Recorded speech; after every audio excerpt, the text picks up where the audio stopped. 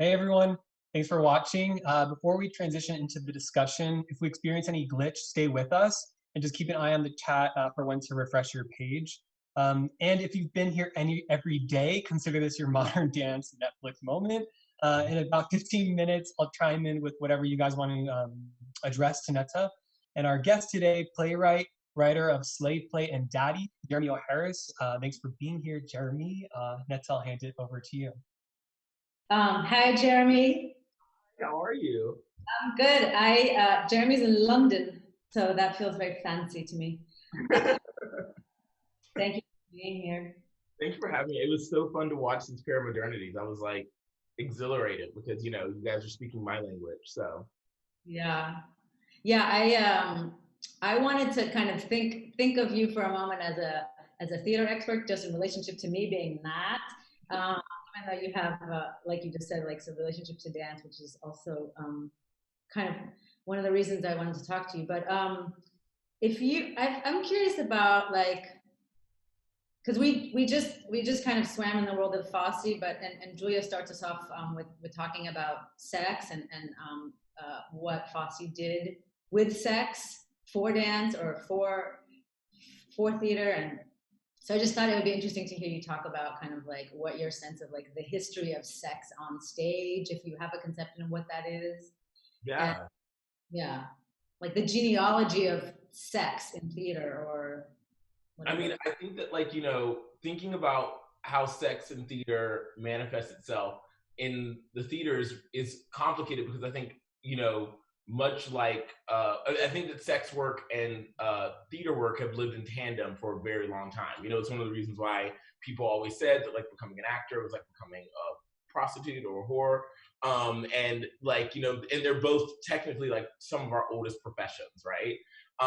And I think that it's really interesting because it wasn't really until the French and the advent of melodrama that like sexuality was like starting to enter the stage. And it's funny because like dance is, birthed, or at least dance in the musical theater sense, sort of birthed from the tradition of like the melodrama. And in the melodrama and how the melodrama intersected with opera and more in the sense of spectacle, but moreover, how those things intersected with like minstrelsy and blackness, and how you can't think about the golden age of the musical without thinking about how much that's indebted to the minstrel shows that were like the the backbone of the American theater tradition.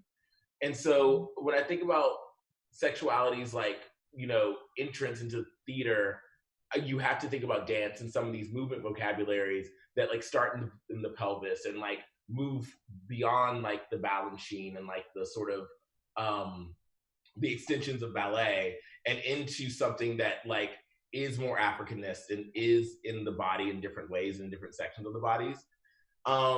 So yeah, I mean, I don't know. I'm also thinking just about how at this moment how many French people put sex at the forefront of their work, like Jean Genet in The Balcony.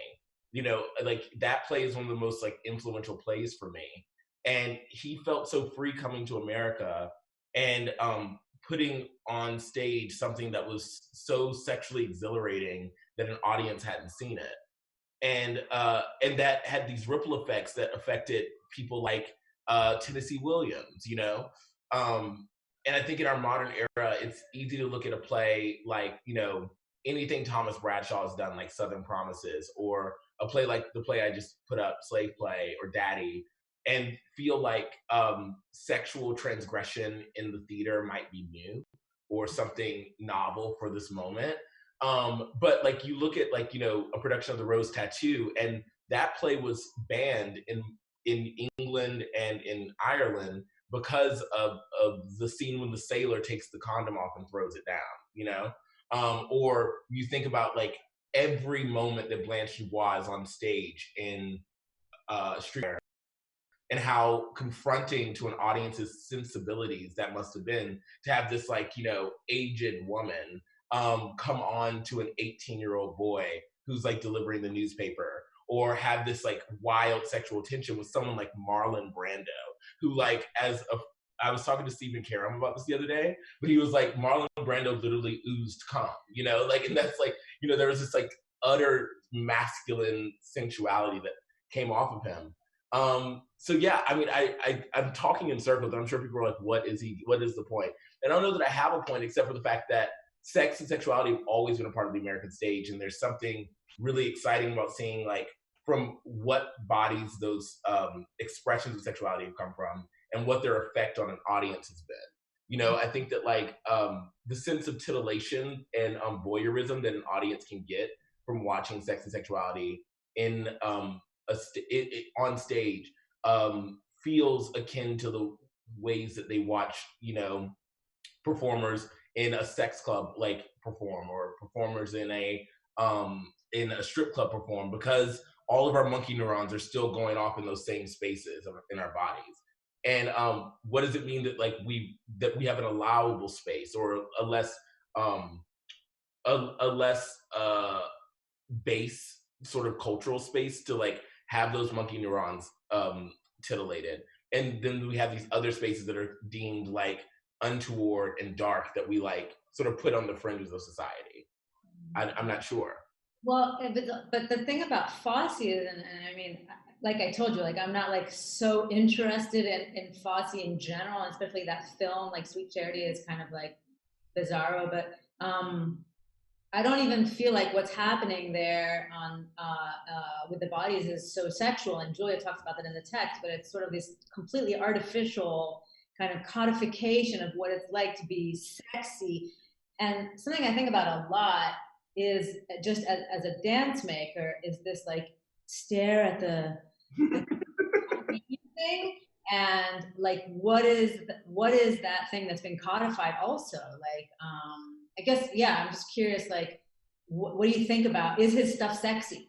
That what's interesting is that thinking about like, you know, the tradition, the intersection of like sex work and theater work, and how he came from this sort of mythic tradition of being like a boy in a brothel, you know, and came to the American theater and like reframed what he was doing through Fred Astaire and, you know, the history of tap. There is something about the way in which he presents sexuality that's not exactly sexual or sexy, but is psychological. Like the brokenness of bodies that he plays around with sort of speaks to his own relationship to what happens to not only a man's body, but a woman's body when they engage with sex and sexuality. Like they leave it broken, or they engage it broken. They don't engage it in a full body, like erect spinal way.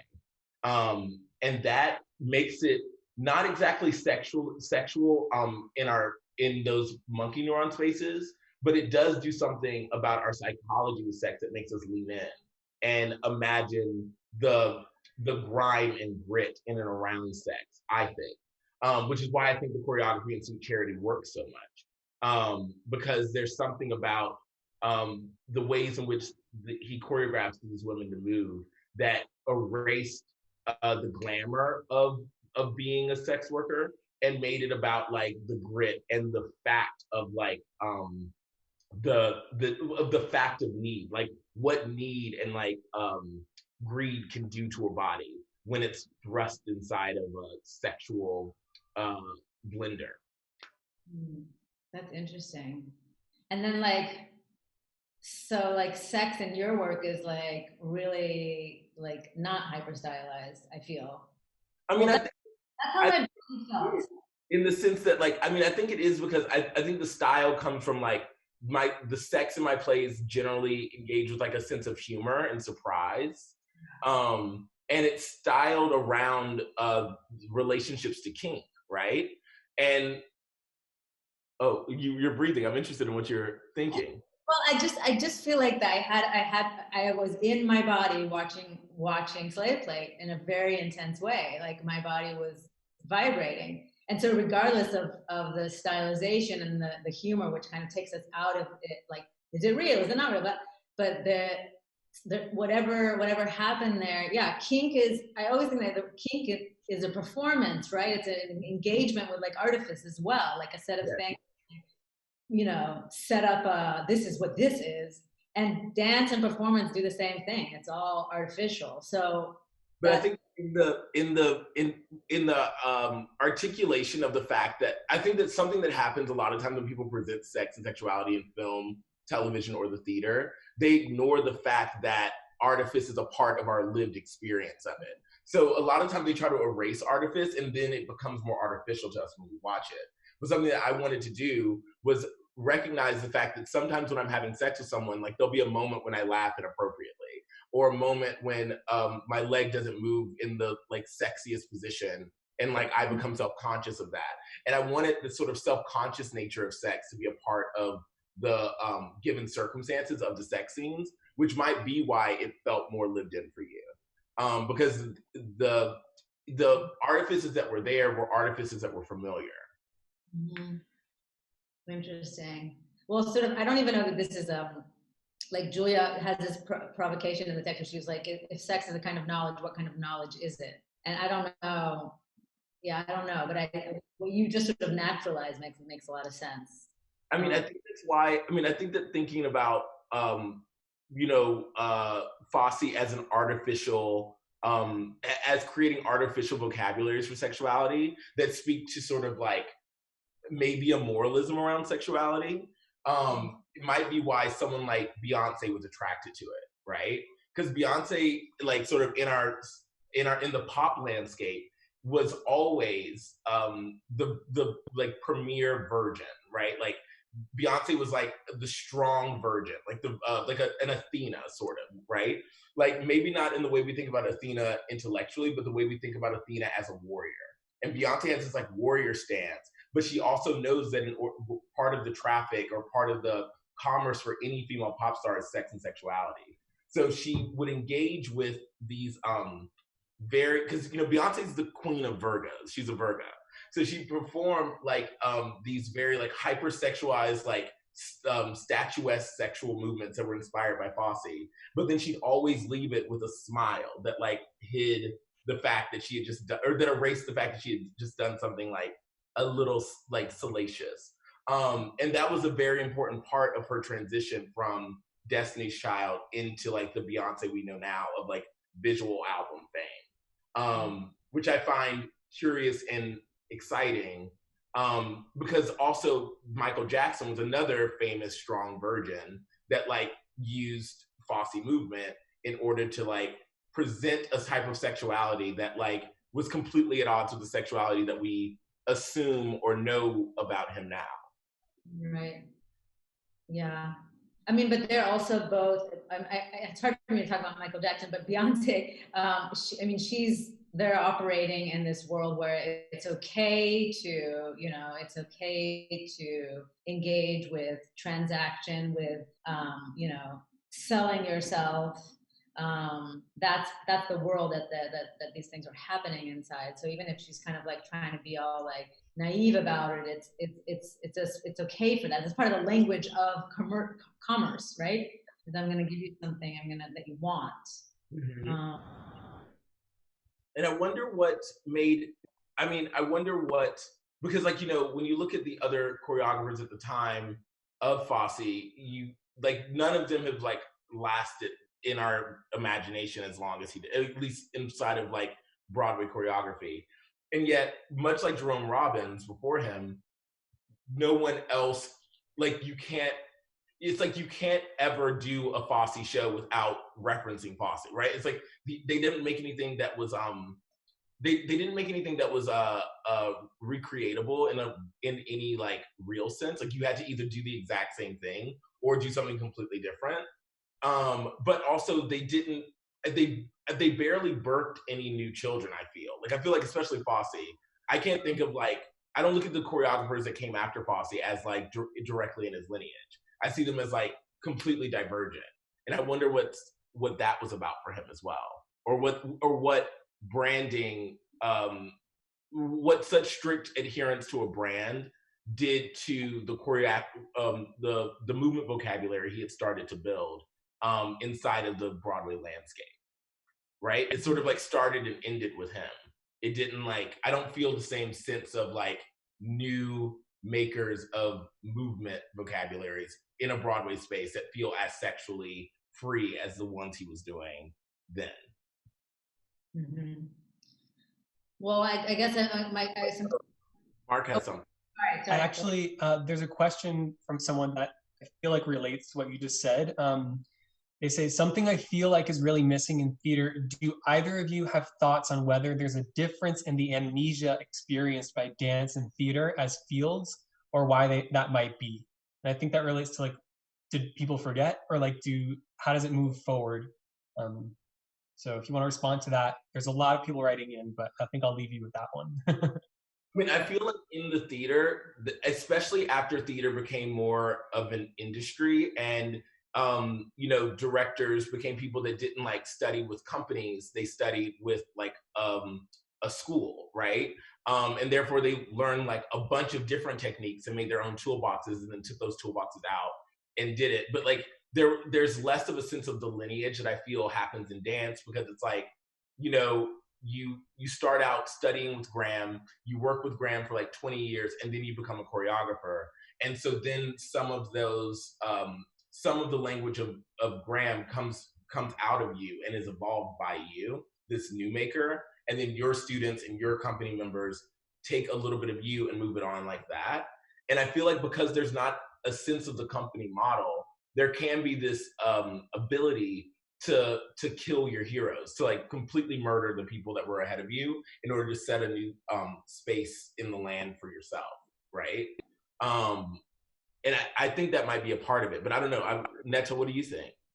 Well, I think also modern dance is very young. So I think we're still in the practice of killing our mommy and our daddy, as you know, as we can see in this project.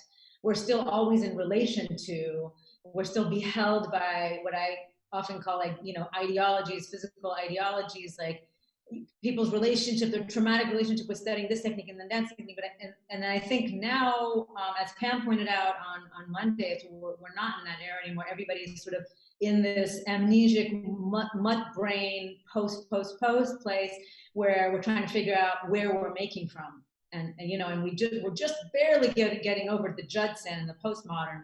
And that's sort of why I also did this, is sort of like, okay, we're not gonna, I don't want to talk about them now. I want to see if there's a point in going back, even though Fosse doesn't really sit so far back, but or going somewhere removed from me, and then to figure out where we are as I think there's plenty of makers right now that are still making very much in relationship to legacies and ideologies and are kind of like doing a lineage thing. But I think there's part of us in the field, experimental dance field, that maybe feel more akin to sort of what you're talking about, the sort of like lost in space and yeah. Sorry, Mark, you had another thing. Yeah, actually from Julia, the scholar, kind of segues into this perfectly. Given Jeremy's articulation of Bossy as a psychological view of sex, I'm wondering how might that connect to ideas of death? Oh, I mean, that's a really exhilarating thing to think about because, you know, as he showed in All That Jazz, like he had this like utter fear and like frustration with the idea of death, right? It was like a partner he was constantly dancing with. And I wonder about like, you know, sex as this like mode, especially for a heterosexual male, to like to elongate their lineage or like to create some sense of immortality. If that push and pull for him and the necessity of that being a staple of his movement vocabulary had something to do with his like desires to like beat death, right? Because even strong branding, which is something that we were talking about before, that you know Fosse was the king of, is a way of stopping your own death. Like if you can, if you're Coca-Cola in 1900 and you're Coca-Cola in 2020. There's no getting around it because the brand's that strong. And I think Fosse, in a way, used sex and sexuality to situate himself inside of a landscape where no one else had owned that brand, in order to make sure that he lasted longer than anyone else. But Netta, what do you think? I don't know. I don't really have, I try not to think about death. But I do have a thought about death just in relationship to not so much in relationship to sex, but in relationship to like engagement with screens and engagement, which is a way to sort of prolong something, right? You capture it. And then in relationship to even just what's happening right now on the screen, and how like when you disconnect from Zoom and like you kill somebody in a way, there's this like, so this evoke this, I don't know, it's not really related, but it sort of comes up in Julia's essay about sort of like you touch a button and the world goes away, and that sort of like controlled relationship to sort of being and non-being. I don't know, they're just coming to my mind, like that experience, that visceral experience of when you like end a Zoom thing and it feels like violence. But in terms of like forcibly like prolonging yourself, like making yourself immortal by establishing, I have many thoughts about that, because in making a work about iconic dance, dancers and works, I have come across, I don't want to talk about it too much today, but I've come across, some resistance from people who protect a legacy and have, copyright around it, and want to steer the forward movement of that. And it's just been really interesting to, you really feel as a dance maker and as a performance maker, and I really hold on to it very dearly, that it's just always going away. It's always dying. Performance is always dying. And I think about myself in like 100 years, and like, would I want that kind of like, hyper codification or organization of what this kind of messy thing that I was doing? Do I want it to be, to move forward in that way? So, if I was really, really, really successful and made a lot of money on my weird modern dance ventures, I maybe would have different feelings about it, right? But from this vantage point, I have a really kind of clear sense that it's all messy, it's always dying all the time, what we're doing, and that the immediacy and the presence of doing with other people and just real vulnerability, it's the only thing I care about. I don't know. I mean, so Mark, here's Mark again. I have more questions. So someone writes in, I'm so fascinated by Fossy as a precursor to screen-based media.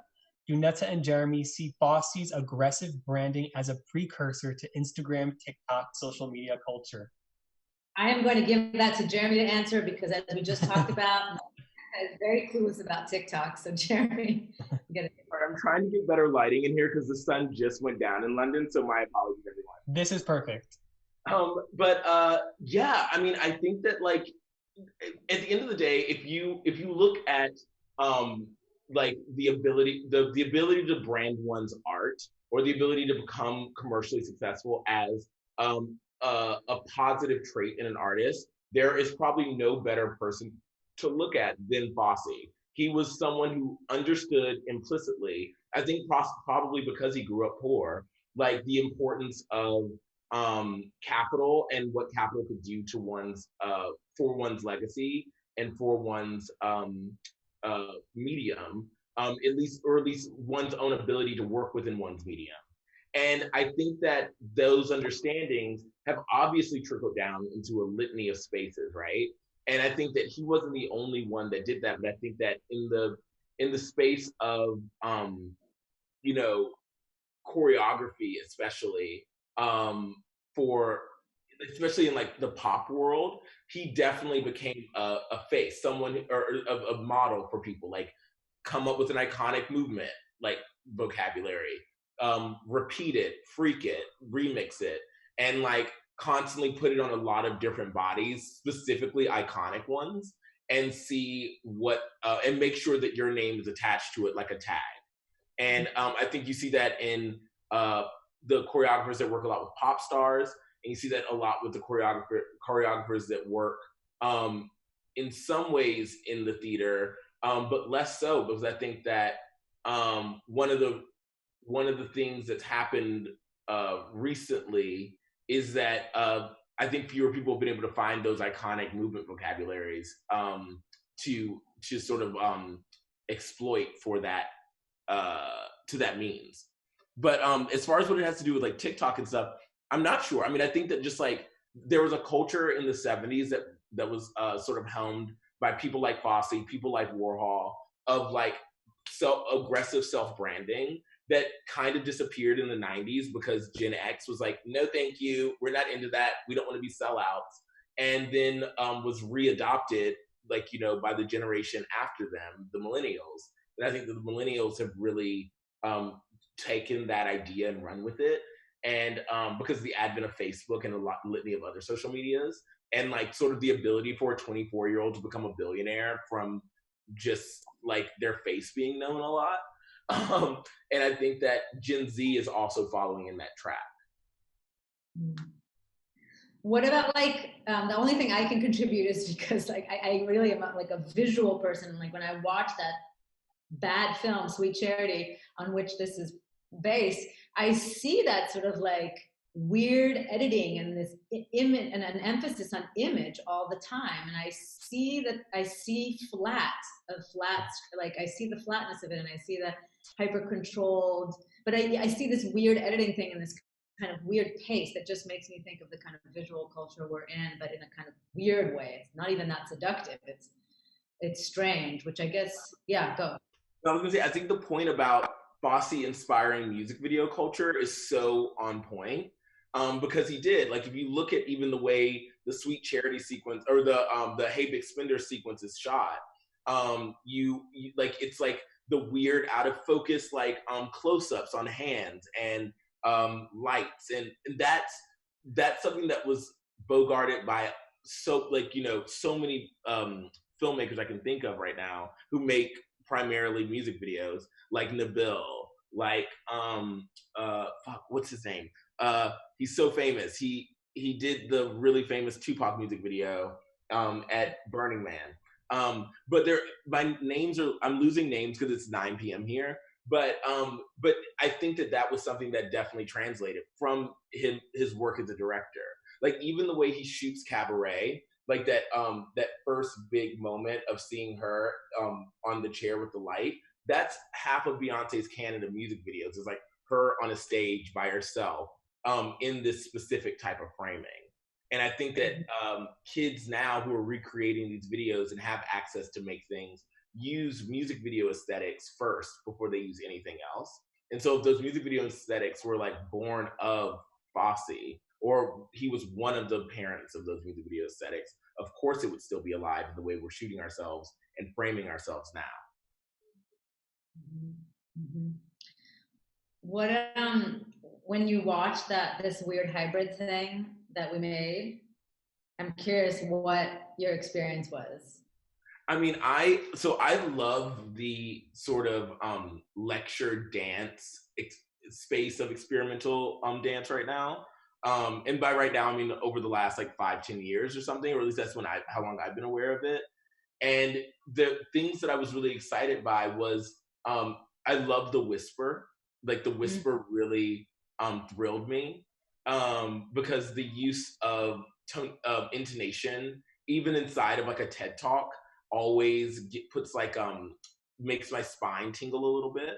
But also it spoke to my own understanding of Fossey and his ability to create these like these sort of out of body intimacies through just like a weird gesture like that, or like a whisper, or the pursed lips on a dancer feel intentional and feel as sensual as a whisper about one's identity, right? I really loved the fuchsia for some reason, like the hot pink really like threw me and drew me in this really fun way. And I loved feeling like there were moments where I was like, if they don't talk about Beyonce, I'm gonna be so upset. And then like Beyonce would be spoken about, or like I'd be like, oh my God, like what are we gonna talk about?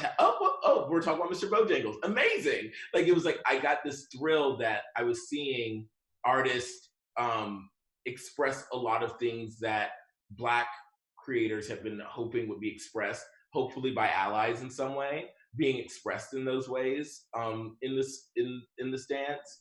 And I found the movement to be really, really thrilling. The part when the dancer, it was like after the appropriation part, and you were looking at the ways in which isolations shaped not only FOSSE'S movement, but were inspired by Black dance. That really got to me. And I found myself sort of like in my seat, slowly like mimicking the movements that were happening because they felt familiar. And I think that it made me think about how it's like, it made me wonder about a chicken and an egg thing with Fosse, where it's like, were a lot of his movement vocabularies popular because they were easy to do, or were they easy to do because they were like natural? Does that make sense? Were they coming from like a natural space in my body already? So that's why I really liked mimicking them, and people like Beyonce and Michael Jackson liked mimicking them, or were they already just like a natural thing? I don't know. It's like an Ouroboros of thought. Yeah, and then there's a question of like this sort of like circulation happening of Fosse, Beyonce, and then Beyonce, Anna Teresa, Dekiersmacher, and then this like how are those aesthetics working with each other in some way now? And also beyond the names that we can name, like I'm really interested in general as somebody who loves dance so much, is like in what way are these things just circulating free in the wild? Like in what way are these things? And I want to believe that like Graham and Ailey, you know, have infiltrated people, and I don't have to believe it, it's true, are in people's bodies in some way. It's much more traceable in Fosse, and it's many more people recognize that, obviously, because they have even a visual, visceral relationship with it. But I want to like sort of like, I care about dance so much that I want to keep asking, like, in what way, even concert dance, has it become part of our, you know, shared vernacular, shared language, or has it not?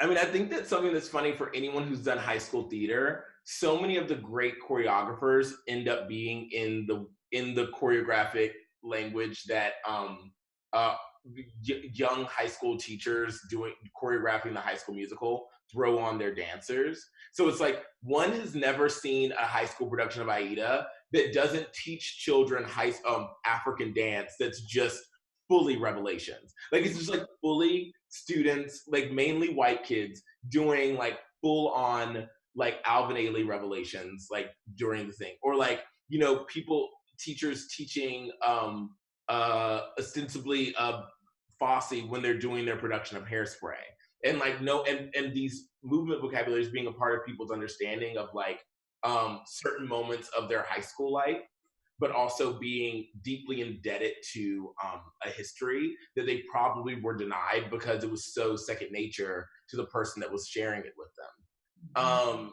And I think about with Beyonce, something that's really exciting, because I think that like, as complicated as appropriation and not ascribing where things come from it's really fucked up and complicated. It does do something that like, it did do something, especially with Anna Teresa Dekiersmacher, that like that couldn't have happened otherwise, which is that like a million little girls around the world did this and had no idea that it came from Rosas, right? And like, I don't know. And then also after the controversy, they got to find out even more about it. But I think that there was something kind of to even the fact that now, I don't know if you guys know that there's like a sort of teenage gesture that's like moved into conversation where someone makes a point, they're like, and you know, the thing is, and they like put their hair behind their, it's like a thing. It's like, that is based on Anna Teresa Dekiersmacher. I don't care what anyone says, but it's like inspired by that language. So I love how the internet sort of democratized everything that we did, and became a source that like someone like Beyonce, who, because she's a Virgo, is constantly looking shit up, could find this movement and this dance that she really liked and be like, oh my God, can we do that? And everyone was like, yeah, let's do it. Because there's also a really great documentary about her when she's in Destiny's Child and they're going to see the musical Chicago. And she's like, oh yeah, they probably gonna get mad when they see me here, because everybody knows I steal everything. If I like it, I'm stealing it. And I was like that's postmodernism. Like, that's just what it is. So yeah, I think that it is a circular thing, especially thinking about, I know that for me, I have complicated relationships with talking about appropriation, only in the sense that as a Black artist, I know that I'll never know who the source of all of my inspirations are, but I know that they're too complex to like boil down to just, especially because I grew up with the internet, they're too complex to boil down to like the fact that I grew up poor and Black in Virginia, right? So like, it's like, I also have like, there are moments in the things I write that are completely inspired by Antonioni. And like, I don't know that anyone would know how to parse that out when we're only talking in language of like, someone made this, you've stolen it, it doesn't belong to you because it's from X, Y, or Z culture. And I think that we don't know how to actually have like proper discourses around like what the sharing and evolution of like work means or gestures are, because so many of the things we've done, thanks Fossey, are embedded in a space of capitalism. So because of capitalism, we have to talk about appropriation, we have to talk about credit, we have to talk about like the finances of who owns ideas and how these things work. But I do think that it complicates the beauty of exchange and entanglement. And I think that Beyonce is a great example of like the sort of cosmic entanglement of like the American project, because so many of her references come from like her deeply mixed race identity. And I think that like any artist making in America is going to be making things from an entangled and mixed space, whether they want to or not. Well, do you think that, I mean, I've always thought about this Paramodernities thing as like, and the performances being essentially essays, right? And the Academy has figured out, or do you think the Academy has figured out kind of a way to deal with quotation, with appropriation, with absorption, with like ideas move around in a different way than the press? I think performance studies has, in the sense of like, there's this rigorous practice in performance studies right now of just like tracing, right? And there's constantly this sort of like contact tracing of how work got from one place to another place to another place, what it could be coming from. There's this great practice of just like, I guess like just making things up, or presenting propositions that I think is really necessary and exciting. But I don't think that in some of the more classic spaces of the Academy have they figured that out. I don't think they figured that out in theater. I don't think they figured it out in dance very well. And I think that we definitely haven't figured it out in a space of capital, right? Like I don't think that like in the commercial landscape that my work is a part of, anyone's figured those things out. Mm-hmm. Or what the best practices are. Right. I was just hoping at least that like I could like the simple practice of citation. Yes. Happening, we could. And I do think citation should be the thing that we point to now, right? Like, would Anna de Keersmacher have been? I mean, she probably would have. I mean, I feel like a lot of people would have. But would she have been less mad if like Beyonce had been like inspired by Rosa's, like, and then like done it? Or would she have? Or is it like citation and payment, right? Citation and compensation. Like, which I think is sort of the thing that we're retroactively getting to in music, where, Seven Rings just like borrows some Rodgers and Hammerstein, and they're like, here, take 99% of the writing of the writer fees or whatever, and we'll keep it moving. Right. Mark, did you have something? Just a couple comments. When you they say democracy as erasure of history. And it takes too much for a Black artist to think about appropriation when so much of our culture has been stolen to create the culture that we grew up learning. So it's already really complex thing to think about. Yeah. Those are a couple comments that I wanted to chime in with. I mean, democracy is an erasure, but I think that like, I think that what's more of an erasure of like self in some ways is like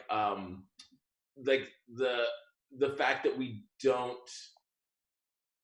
live in we live in like a deeply heterogeneous like society, and I think that that's something that's unique to America that we don't have language for, and we didn't invest very much time or language into figuring out when someone decided to like make this fucked up project of our country.